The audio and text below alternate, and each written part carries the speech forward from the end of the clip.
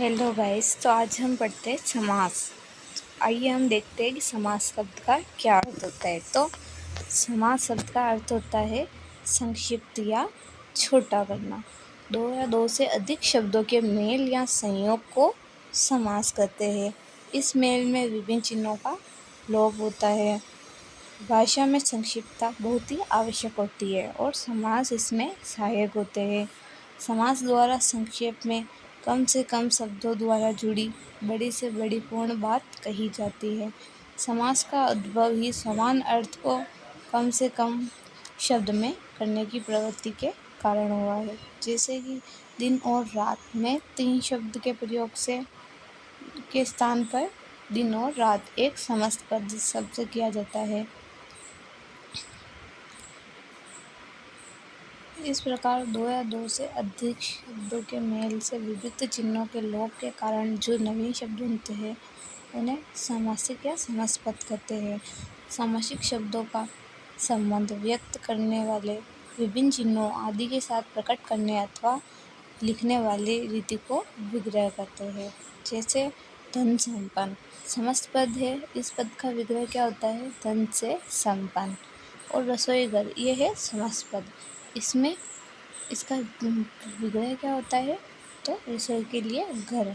समस्त पद में मुख्यतः 2 पद होते हैं, जैसे पूर्व पद और दूसरा उत्तर पद। पहले वाला पद को क्या बोलते हैं? पूर्व पद। और दूसरे वाले पद को क्या बोलते हैं? उत्तर पद। जैसे कि समस्त पद है पूजा घर। इसमें पूर्व पद क्या हो गया? पूजा। और उत्तर पद क्या हो गया? घर। समास विग्रह क्या हो गया इसमें? पूजा के लिए घर। माता पिता पूर्व पद होता है माता और उत्तर पद होता है पिता। समास विग्रह होता है माता और पिता। समस्त पद है नवरत्न। इसमें पहला पद कौन सा है? नव। दूसरा है रत्न। इसका समास विग्रह क्या हो गया? 9 रत्नों का समूह। हस्तगत पूर्व पद है हस्त। उत्तर पद है गत। समास विग्रह क्या है? हस्त में गया हुआ। अब हम देखते हैं समास के भेद। मुख्यतः समास के 4 भेद होते हैं। जिन 2 शब्दों में समास होता है उनकी प्रधानता अथवा अप्रधानता के विभाग पर ये भेद किए गए हैं। जैसे कि जिस समास में पहला शब्द या प्राय प्रधान होता है उसको क्या कहते हैं? अव्ययी भाव समास। और जिस शब्द में दूसरा शब्द प्रधान होता है उसे क्या कहते हैं? तत्पुरुष। और जिसमें दोनों शब्द प्रधान होते हैं वो कहलाता है द्वंद्व।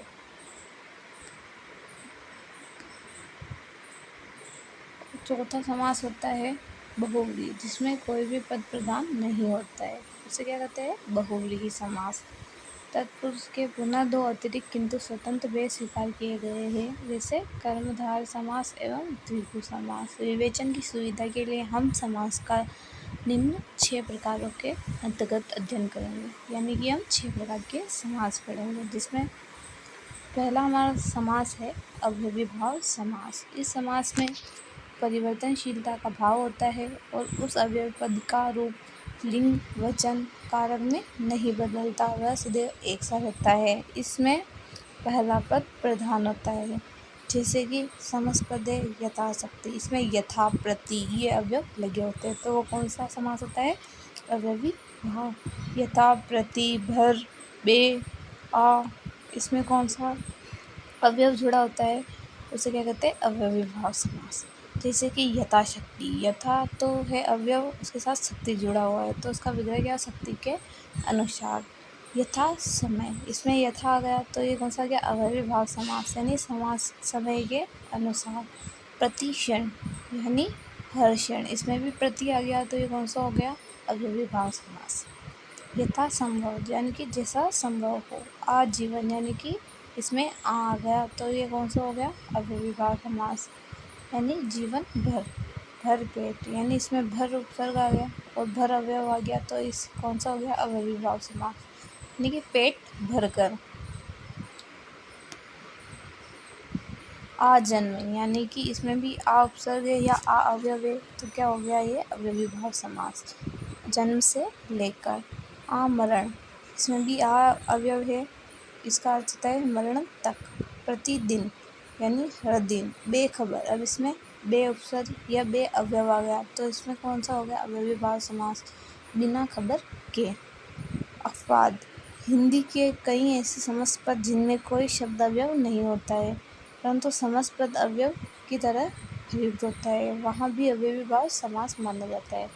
जैसे कि घर और घर, यानी कि घर घर, इसमें क्या हो गया? घर के बाद घर। रात तो रात, रात ही रात में।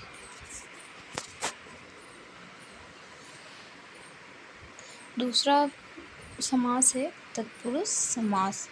इसमें देखते हैं, इसमें क्या होता है? इसमें पहला पद गौण होता है और दूसरा पद प्रधान होता है। इसमें कारक के विभिन्न चिन्हों का लोप होता है, कर्ता व संबोधन कारक को छोड़कर, इसलिए यह 6 कारकों के आधार पर इस समास के 6 भेद दिए गए। जैसे कि कर्म, कर्ता को तो छोड़ दिया, फिर आता है कर्म तत्पुरुष समास। कर्म तत्पुरुष समास के क्या कौन सा चित्त प्रयोग होता है? तो को, विभक्ति चिन्ह का लोप होता है। इसमें समस्त पद है ग्रामगत, यानी कि ग्राम को गया हुआ। पद प्राप्त, यानी पद को प्राप्त। सर्वप्रिय समस्त पद है, इसमें को जुड़ेगा तो क्या हो जाएगा? सर्व को प्रिय। यश प्राप्त, यानी यश को प्राप्त। शरणागत, यानी कि शरण को आया हुआ। सर्वप्रिय, सभी को प्रिय। कर्म के साथ तो को लगता है। अब देखते हैं कर्ण तत्पुरुष समास। कर्ण तत्पुरुष में क्या होता है? से चिन्ह का लोप होता है, यानी कि इसमें से जुड़ा होता है। कर्ण से। भावपूर्ण, इससे क्या जुड़ा होगा? से जुड़ा होगा, तो भाव से पूर्ण। बाणाहत, यानी बाण से आहत। हस्तलिखित, हस्त से लिखित, इसमें से जुड़ा होगा, वो कर्ण तत्पुरुष समास होगा। बाढ़ पीड़ित, यानी कि बाढ़ से पीड़ित। संप्रदान तत्पुरुष। अगला देखते हैं संप्रदान तत्पुरुष। संप्रदान के लिए कौन सा चिन्ह का लोप होगा? तो के लिए। संप्रदान तत्पुरुष के लिए चिन्ह का लोप होगा। जैसे कि गुरु दक्षिणा, इसका क्या होगा? गुरु के लिए दक्षिणा। राह खर्च, यानी कि राह के लिए खर्च। बालामृत, यानी बालकों के लिए अमृत। युद्ध भूमि, यानी युद्ध के लिए भूमि। विद्यालय, विद्या के लिए आलय। इन सब में के लिए आ रहा है, तो ये कौन सा हो गया? संप्रदान तत्पुरुष। अब देखते हैं अपादान तत्पुरुष। इसमें क्या होता है? से पृथक या अलग के लिए चिन्ह का लोप होता है, यानी किसी चीज़ से अलग करेंगे तो उसमें कौन सा आएगा? अपादान। जैसे कि है देश निकाला, यानी देश से निकाला है, देश से अलग किया हुआ है ना, तो इसमें क्या आ गया? देश से निकाला। बंधन मुक्त, यानी बंधन से अलग किया है ना, तो बंधन से मुक्त। पथ भ्रष्ट, यानी कि पथ से भ्रष्ट। ऋण मुक्त, यानी ऋण से मुक्त। अब देखते हैं अगला संबंध तत्पुरुष कारक। इसमें क्या होता है? का, के, की चिन्हों का लोप होता है, यानी कि इसमें क्या जुड़ा होगा? या तो का, के, की। तो जैसे कि है गंगा जल, यानी इसका क्या होगा? गंगा का जल। नगर सेठ, यानी नगर का सेठ। का, के, की जो आता है उसमें क्या होता है? संबंध तत्पुरुष कारक। राजमाता, यानी राज की माता, इसमें भी की आ गया। जल धारा, यानी जल की धारा। मतदाता, यानी मत का दाता। अब देखते हैं अधिकरण तत्पुरुष। इसमें क्या होता है? में तथा पर चिन्हों का लोप होता है, यानी कि इसमें हम प्रयोग करेंगे में या पर। जैसे कि जलमग्न, जलमग्न में क्या होगा? जल में मग्न, क्योंकि जल पर मग्न नहीं होता है, यानी इसलिए तो जल में मग्न होता है, तो मैं आ गया, तो कौन सा हो गया? अधिकरण तत्पुरुष समास। जैसे कि आप बीती, यानी कि आप पर बीती। अब अगला है सिर दर्द। इसमें क्या होता है? सिर में दर्द होता है, या सिर पर दर्द नहीं होता है, सिर में दर्द होता है, इसलिए इसमें मैं जोड़ा। घुड़सवार, यानी घोड़े पर सवार। अगला देखते हैं कर्मधारय समास। कर्मधारय समास में क्या होगा? नॉर्मली इसमें होता है विशेषता होती है, विशेषता बताएगा बस। जैसे कि इस समास के पहले पद तथा दूसरे पद में विशेषण या विशेष अथवा उपमान या उपमेय का संबंध होता है। जैसे समस्त पद देखते हैं। विशेषण विशेष्य वाला कौन सा है? महापुरुष। इसका क्या होगा? महान है जो पुरुष। कर्मधारय में विशेषता बताते हैं। इसमें के साथ क्या जुड़ा है, हेजो, पीताम्बर यानी पीला है जो अंबर, प्राण प्रिय यानी प्रिय है जो प्राणों को। इसमें हेजो या विशेषता बताता है, तो कौन सा होता है, कर्मधारय। उपमेय या उपमान, इस और विग्रह भी है। आइए देखते हैं, पहला शब्द कौन सा है, चंद्र वदन यानी चंद्रमा के समान वदन यानी मुख। कमल नयन, तो कमल के समान नयन यानी कि उसके नयन कैसे है, तो कमल के समान। विद्या धन यानी विद्या रूपी धन। भव सागर यानी कि भव रूपी सागर। मृग नयन यानी कि ये विशेषता बता रहा है ना, मृग के समान नेत्र वाली, तो क्या हो गया, मृग नयन।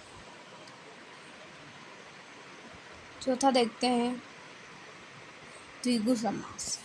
देखते हैं इसमें क्या होता है। द्विगु यानी क्या होता है, इसमें पहला शब्द ही संख्यावाची आ रहा है, तो इसमें क्या हो गया, द्विगु समास। जिस समास में आगे संख्या आती है वो क्या होता है, द्विगु समास होता है।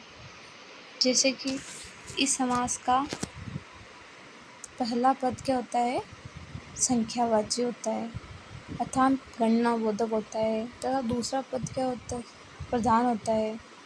दूसरा पद क्या होता है, प्रधान होता है। इसमें बहुधा यह जाना जाता है कि इतनी वस्तुओं का समूह, जैसे समस्त पद क्या है, नवरत्न यानी कि संख्या से जुड़ा है, यानी 9 रत्नों का समूह इसमें समूह बनता है।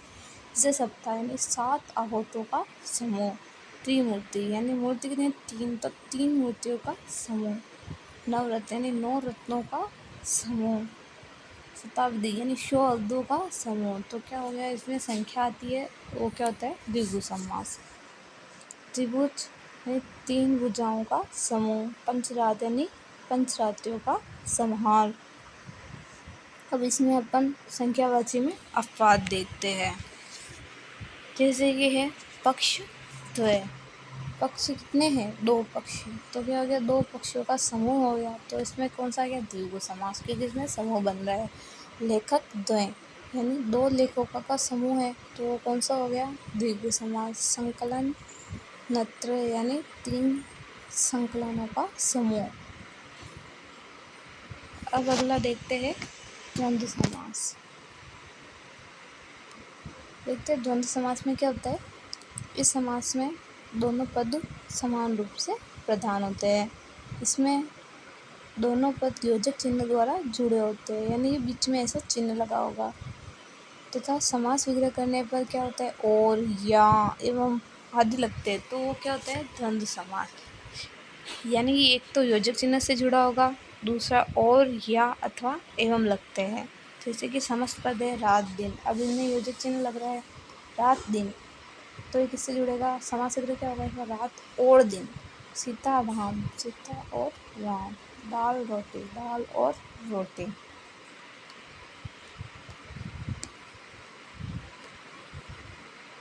माता पिता, इसमें क्या है, योजक चिन्ह है, और ये किससे जुड़ रहा है, और से, माता और पिता, तो कौन सा हो गया, द्वंद्व समास। आयात निर्यात, आयात और निर्यात किससे जुड़ रहा है, और से। हानि लाभ, हानि लाभ में कौन सा है, योजक चिन्ह से जुड़ा हुआ है और या लग रहा है, हानि या लाभ होता है। आना जाना, जैसे कि आना और जाना। अगला देखते हैं बहुव्रीहि समास। इसमें क्या होता है, या तो अक्सर पर्यायवाची आते हैं, या किसी शब्द का तीसरा अर्थ निकलता है, उससे क्या कहते हैं हम, बहुव्रीहि समास। इसमें परिभाषा देखते हैं बहुव्रीहि की। जिस समास में पूर्व प्रथम उत्तर पर दोनों ही गौण हो और अन्य पद प्रधान हो, उसे क्या कहते हैं, शाब्दिक, उसके शाब्दिक अर्थ को छोड़कर एक नया अर्थ निकलता है, वह बहुव्रीहि समास कहलाता है। जैसे लंबोदर, लंबा है जिसका उदर, यानी कौन होते हैं वो, गणेश जी।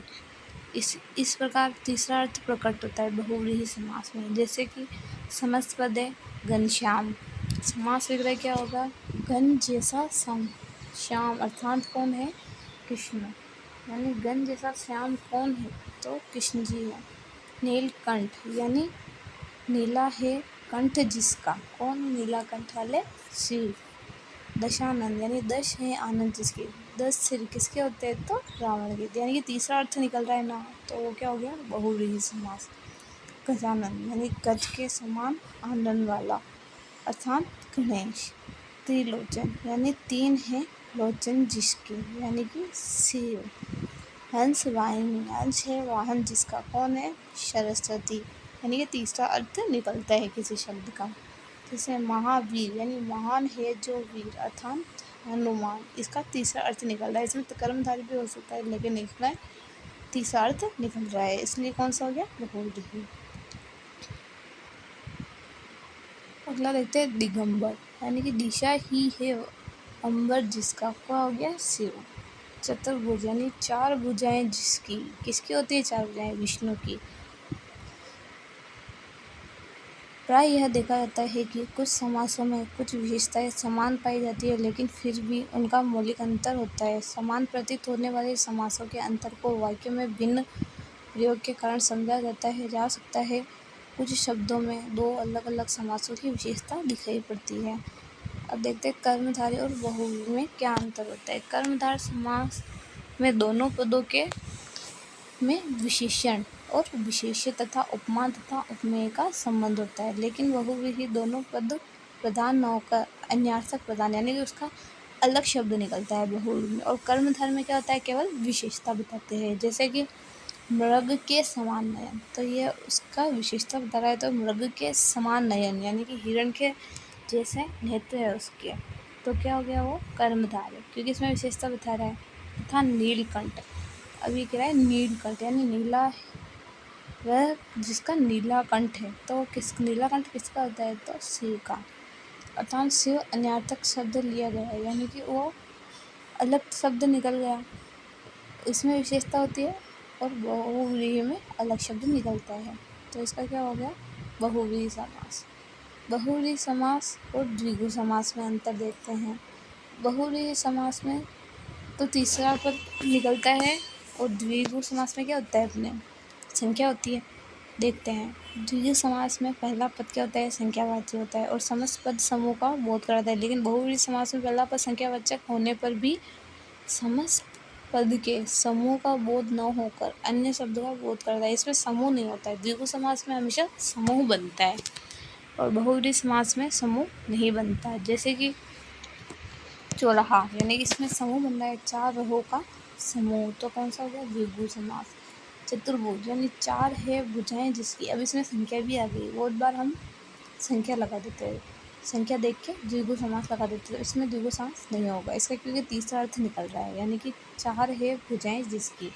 किसकी 4 भुजाएं होती है? तो विष्णु की होती है। अब इसमें अन्य शब्द निकल रहा है, तो कौन सा हो गया? बहुव्रीहि समास। अब संधि और समास में अंतर देखते हैं।